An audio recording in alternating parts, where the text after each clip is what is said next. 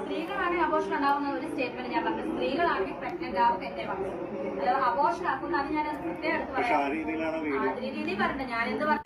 Hello, ഒന്നും വിചാരിക്കരുത്. ഇടയ്ക്കിടയ്ക്ക് എൻ്റെ വോയിസിന് എന്തോ പറ്റുന്നുണ്ട്. അതെന്താണെന്നുള്ളത് എനിക്ക് പോലും മനസ്സിലാവുന്നില്ല. അതുകൊണ്ടാണ് ഇങ്ങനെ ഇരിക്കുന്നത്. ഓക്കെ, വിഷയം വേറൊന്നുമല്ല, രേണുസുതിയാണ്. രേണുസുതി പുതിയ കാറ് എടുത്ത സമയത്ത് മീഡിയക്കാർ ചില ചോദ്യങ്ങൾ ചോദിച്ചിട്ടുണ്ടായിരുന്നു.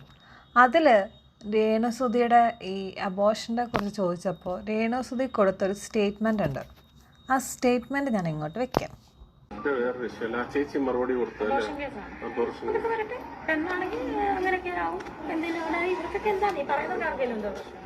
വ്യക്തമായിട്ട് കേട്ടല്ലോ. പെണ്ണാണെങ്കിൽ അങ്ങനെയൊക്കെ ഉണ്ടാവും. എല്ലാ പെണ്ണുങ്ങളും അബോർഷൻ ചെയ്യാൻ നടക്കുവാണോ രേണുസുതി ചേച്ചി? നിങ്ങൾക്ക് നിങ്ങളുടെ കാര്യം പറഞ്ഞപ്പോഴേ രേണുസുതി ആണെങ്കിൽ അബോർഷൻ കേസൊക്കെ വരുമ്പോൾ ഒക്കെ സമ്മതിക്കാം എന്നും പറഞ്ഞ് നാട്ടിലുള്ള എല്ലാ പെണ്ണുങ്ങളും അബോർഷൻ ചെയ്യാൻ നടക്കുവാണോ? അല്ല, നിങ്ങൾ ആ പറഞ്ഞ വാക്കിൽ അങ്ങനെ ഒരു ധ്വനിയുണ്ട്. പെണ്ണാണെങ്കിൽ അങ്ങനെയൊക്കെ വരും. എന്ത് എല്ലാ പെണ്ണുങ്ങളും ഒരുപോലെയാണെന്നുള്ള വല്ല വിചാരം ഉണ്ടെങ്കിൽ അതങ്ങ് മടക്കി കൈ വച്ചേക്കണം. അല്ലാണ്ട് അത് പുറത്തോട്ട് എടുത്ത് തട്ടരുത് കേട്ടോ. ഇനി അതല്ല, ഇതെല്ലാം പറഞ്ഞു കഴിഞ്ഞിട്ട് അയ്യോ ഇങ്ങനൊരു വാക്ക് പറയാൻ പാടില്ലായിരുന്നു, അല്ലെങ്കിൽ ആ സമയത്ത് വായിന്ന് വീണു പോയി, ഇനിയിപ്പോൾ എന്താ ചെയ്യുക എന്നാലോചിച്ചിട്ട് നേരെ വന്നിട്ട് സ്റ്റേറ്റ്മെൻറ്റ് അതേപടി അങ്ങോട്ട് മാറ്റുകയല്ല ചെയ്യേണ്ടത്. കാരണം ചെയ്തു കഴിഞ്ഞാൽ എങ്ങനെ ഇരിക്കും? ഇതുപോലെ ഡിജിറ്റൽ തെളിവുകൾ പുറത്തോട്ട് വരും. ഈ പറഞ്ഞ സ്റ്റേറ്റ്മെൻറ്റിൽ നിങ്ങൾ എവിടെയാണ് പ്രഗ്നൻസി എന്നൊരു വാക്ക് യൂസ് ചെയ്തിട്ടുള്ളതെന്ന് രേണുസുതി ചേച്ചി ഒന്ന് കാണിച്ചു തരണം. വേണമെങ്കിൽ ഞാൻ ഒന്നും കൂടെ ആ വീഡിയോ പ്ലേ ചെയ്ത് തരാം. ചേച്ചി മറുപടി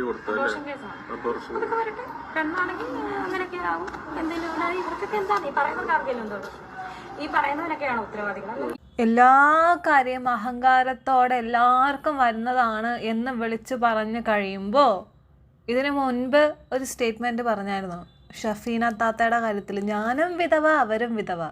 അതിന് ആൾക്കാരെടുത്ത് വെച്ച റിയാക്ട് ചെയ്ത രീതി കേട്ടായിരുന്നു രേണുസുതി ചേച്ചി. ഷഫീന താത്ത തന്നെ എടുത്ത് നല്ല രീതിക്ക് പറഞ്ഞു തന്നിട്ടുണ്ട്. അതിൻ്റെ ഇടയിൽ ഞാനും പറഞ്ഞിട്ടുണ്ട്, വേറെ കുറച്ച് യൂട്യൂബേഴ്സും പറഞ്ഞൊരു കാര്യമുണ്ട്. വിഡോ ആണെന്നും പറഞ്ഞിട്ട് ഭർത്താവിനെ സോഷ്യൽ മീഡിയയിൽ വിറ്റിട്ടല്ല ജീവിക്കുന്നത്. ഇതുപോലെ ഓരോന്ന് വരും, വായിന്ന് ഓരോന്ന് വീഴുമ്പോൾ ആലോചിക്കണം ഇതിൻ്റെ പിറകെ വരുന്ന റിയാക്ഷൻ വീഡിയോസ് എന്തായിരിക്കും, അല്ലെങ്കിൽ റിയാക്ഷൻസ് എന്തായിരിക്കും എന്നുള്ളത്. നിങ്ങൾക്ക് നെഗറ്റീവ് ആണെങ്കിലും റീച്ച് കിട്ടിയാൽ മതി എന്നുള്ള മൈൻഡ് സെറ്റ് ജീവിക്കുന്ന ഒരാളാണ് രേണുസുതി എന്ന് പറയുന്ന വ്യക്തി. അല്ലാന്ന് പറയാൻ പറ്റത്തില്ല, അങ്ങനെ തന്നെയാണ്. പിന്നെ ചില യൂട്യൂബേഴ്സിനെ മൊത്തത്തിൽ അടിച്ചാക്ഷേപിക്കുന്ന രീതിയിൽ നിങ്ങളന്ന് സംസാരിച്ചിട്ടുണ്ടായിരുന്നു. അപ്പോഴും ഇപ്പോഴും ഒന്നേ പറയാനുള്ളൂ, ഈ യൂട്യൂബേഴ്സ് ഉള്ളതുകൊണ്ടാണ് രേണുസുതി ചേച്ചി എന്ന് പറയുന്ന വ്യക്തി ഇപ്പോൾ ബിഗ് ബോസിലാണെങ്കിലും എവിടെയാണെങ്കിലും എത്തിച്ചേർന്നിരിക്കുന്നത് കേട്ടോ. ഇപ്പോൾ കുറച്ച് ഫെയിമൊക്കെ കിട്ടി നിൽക്കുന്നുണ്ടെങ്കിൽ ഇത് ഈ 4 ചുവരുകൾക്കുള്ളിൽ ഇരുന്ന് വീഡിയോ ചെയ്യുന്ന ആൾക്കാരുണ്ടായത് കൊണ്ടാണ്. സ്ത്രീകളാണെങ്കിൽ അബോർഷൻ ഉണ്ടാവുന്ന ഒരു സ്റ്റേറ്റ്മെന്റ് ഞാൻ പറഞ്ഞു. സ്ത്രീകളാണെങ്കിൽ പ്രഗ്നന്റ് ആവും എന്റെ പറഞ്ഞു. അതായത് അബോർഷൻ ആക്കുന്ന അത് ഞാൻ പ്രത്യേകം എടുത്ത് പറയാം. ആ രീതിയിൽ പറഞ്ഞു. ഞാൻ എന്ത് പറഞ്ഞാൽ ആ രീതിയിലാണ് എടുത്തത്. സ്ത്രീകളാണെങ്കിൽ അബോർഷൻ ആക്കുന്ന ഒരു സ്റ്റേറ്റ്മെന്റ് ഞാൻ പറഞ്ഞില്ല. സ്ത്രീകളാണോ ഒരു പെണ്ണാണ് അമ്മയാവും അല്ലേ, പ്രഗ്നന്റ് ആവും അമ്മയാവും. ഇത്ര വലിയ സംഭവം അല്ലെങ്കിൽ ഞാൻ വാവ്, പറയേണ്ടതൊക്കെ പറഞ്ഞു കഴിഞ്ഞിട്ട് എന്താ മെഴുകൽ.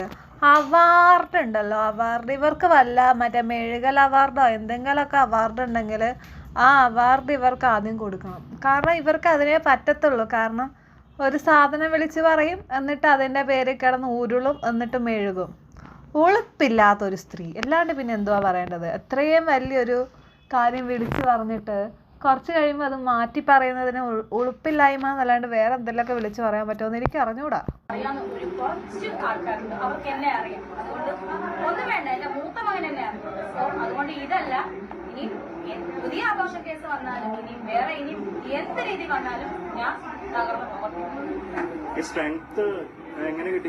ഈ ഒരു അബോർഷൻ കേസ് കൊണ്ട് രേണുസുതി എവിടെയെങ്കിലുമൊക്കെ വീണ് തളർന്ന് കിടക്കുവാണെന്ന് ഏതെങ്കിലും യൂട്യൂബേഴ്സ് പറഞ്ഞതായിട്ട് ഞങ്ങൾ കേട്ടിട്ടില്ല. ഞാൻ അത്യാവശ്യം റിയാക്ഷൻ വീഡിയോസൊക്കെ നോക്കിയിട്ടാണ് ഓരോന്ന് ചെയ്യുന്നത്. ആരും പറയുന്നത് ഞാൻ കേട്ടിട്ടില്ല.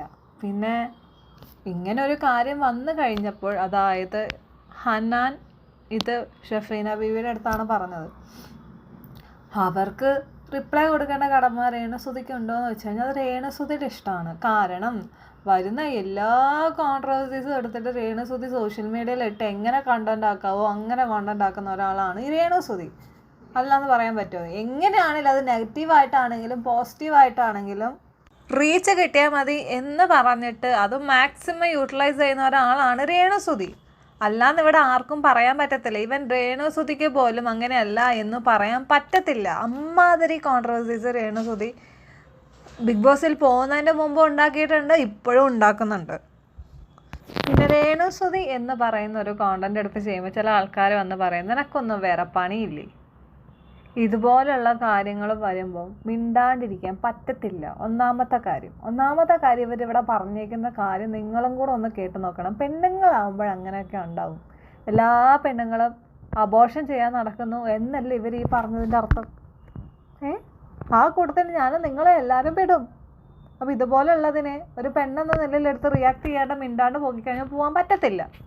ആ സമയത്തൊന്ന് പറഞ്ഞു അത് തെറ്റാണെന്ന് മനസ്സിലായി കഴിഞ്ഞു കഴിഞ്ഞാൽ അവർക്കത് ആ രീതിയിൽ വന്ന് സംസാരിക്കാം. ഇതല്ല, പറഞ്ഞത് അതേ രീതിയിൽ പ്ലേറ്റ് മാറ്റി പുതിയ ഒരു സംഭവമായിട്ടാണ് രേണുസുതി പറയുന്നത്. പക്ഷെ രേണുസുതി മറന്നുപോയൊരു കാര്യമുണ്ട്. ഇതൊക്കെ സോഷ്യൽ മീഡിയയിൽ വന്നിട്ടുള്ള കാര്യമാണ്, സോഷ്യൽ മീഡിയയിൽ റെക്കോർഡ് ചെയ്തിട്ടുള്ള കാര്യമാണ്. ആരുടെ കയ്യിലും എവിടെ വേണമെങ്കിലും ഇങ്ങനെയുള്ള വീഡിയോസ് കാണും.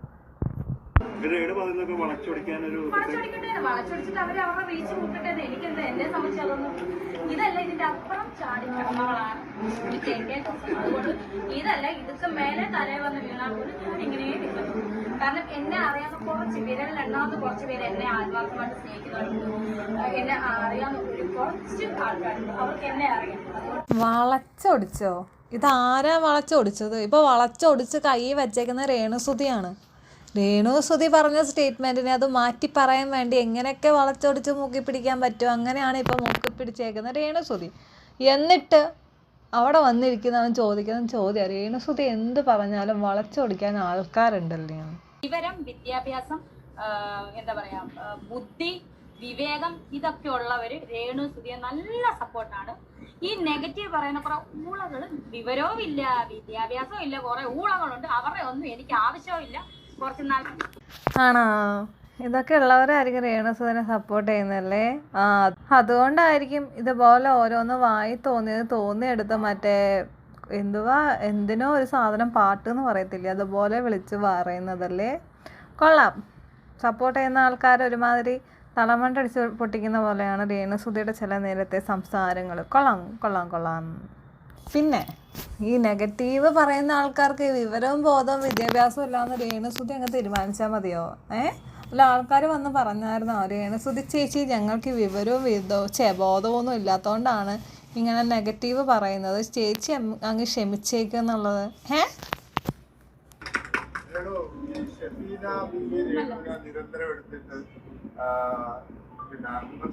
അവര് വിമർശിക്കട്ടെ, അവർക്ക് റീച്ച് കിട്ടണ്ടേ. അവര് മുറിക്കകത്തിരുന്ന് അല്ലെങ്കിൽ കാറിനകത്തിരുന്ന് അവര് ഫോൺ എടുത്ത് വെച്ചിട്ട് പിന്നോന്റെ ഫാറ്റ് രേണുസുതി എന്നൊക്കെ പറഞ്ഞാലേ റീച്ച് കിട്ടത്തുള്ളൂ. അവരിരുന്ന് വിമർശിക്കട്ടെ. എനിക്കെന്താ, എനിക്ക് ഒന്നുമില്ല, അത്രേ ഉള്ളൂ. പിന്നെ മറുപടി കൊടുക്കട്ടെ. എപ്പോഴും മിണ്ടായിരുന്നൊരു കാര്യമുണ്ടോ? മറുപടി കൊടുക്കും, അത്രേ ഉള്ളൂ. അത് ഷെഫീന ബീവി അല്ല, അവരുടെ അതിലും വലിയ കൂടിയ ആൾക്കാർ വന്നാലും എനിക്ക് തോന്നുവാണെങ്കിൽ രേണുസുതി മറുപടി കൊടുക്കും, ഇല്ലെങ്കിൽ ഞാൻ മൈൻഡ് ചെയ്തില്ല. അതാണ് രേണുസുതി. ഇവിടെ സംസാരിക്കാൻ ഞാൻ ആളില്ല. ഇവർ രണ്ടുപേരും തമ്മിലുള്ള പ്രശ്നം അത് അവർ തമ്മിൽ സംസാരിച്ച് തീർക്കട്ടെ. പിന്നെ 4 ചുവരിൻ്റെ അകത്തിരുന്നിട്ട് പറയുന്ന കാര്യം ഞാൻ വീണ്ടും പറഞ്ഞാണ്. 4 ചുവരിൻ്റെ അകത്തിരിക്കുന്ന ആൾക്കാരുണ്ടായത് കൊണ്ടാണ് രേണുസുതി ഇന്ന് എവിടെയെങ്കിലും ഒക്കെ എത്തി നിൽക്കുന്നത്. Okay, ta-ta, by.